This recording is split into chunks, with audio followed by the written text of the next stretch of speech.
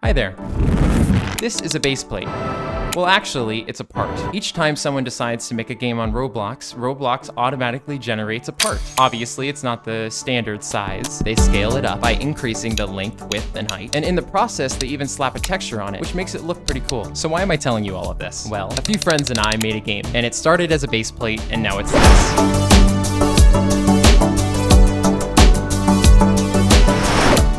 So let's start this story from the beginning.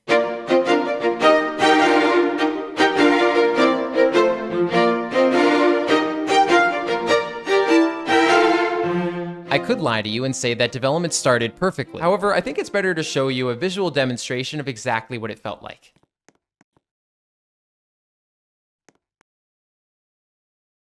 On February 8th, 2026, we published our very first version. It didn't really have a whole lot other than a gray box, or what we sometimes refer to as a blockout, which in game development is something you put together quickly to help you refine your vision. In this initial gray box, it looks like we had two areas for jumping, one that was a simple jump, and another that was a little bit more intricate, followed by an area where you could choose between two routes. In terms of features, you could still walk, jump, and look around in the same way that you could in any other game. That is, of course, until we publish our next version a day later.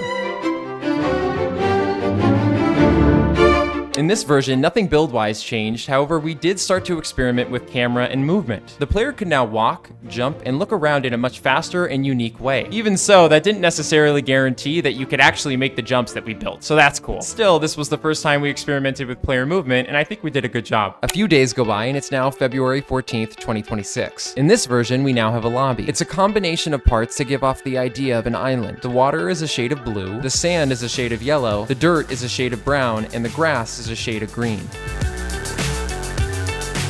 There wasn't much on this island other than that. The sole purpose of this build was to literally lay a foundation that we would build upon. On top of the lobby build was a ton of programming, with one of the most prevalent additions being the round system. It would essentially work like this. Each time a player joined into the lobby, you would wait a certain period of time. Just for an example, let's say 5 seconds. After those 5 seconds had elapsed, the player would then be teleported to a predefined map. Once there, the player would then be shown a countdown, and once finished, they'd be able to run through the map and do whatever they'd like. We also added threats, which is the thing that players run away from. We added this because we needed to give the player a reason to run forward. To close out this version, we also made it so the player jump height is much higher so we can actually jump around our map. It was nice to be able to finally make that second jump.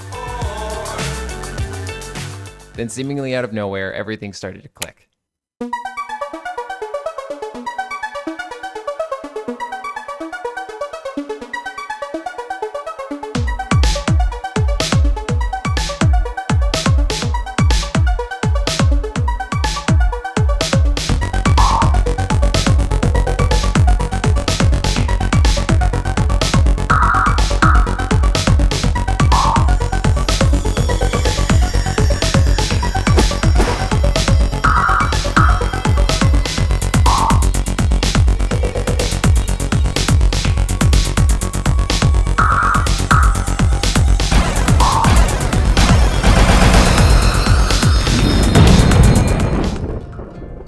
That was February.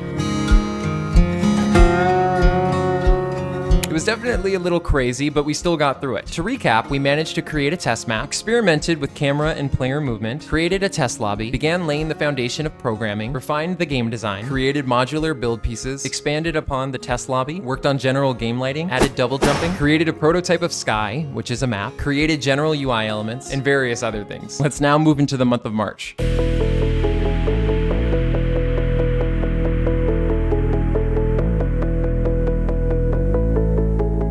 It's now March 2nd, 2026, and a lot of things have changed. A few of the foundational UI pieces have been programmed. This includes the round countdown at the top of the screen, map and threat selection, the in-match leaderboard showcasing each individual player's position and progress, the post-match leaderboard showcasing each individual player as well as the time that they finished with, sliding mechanics seen through the camera and momentum bar, and a functioning health bar.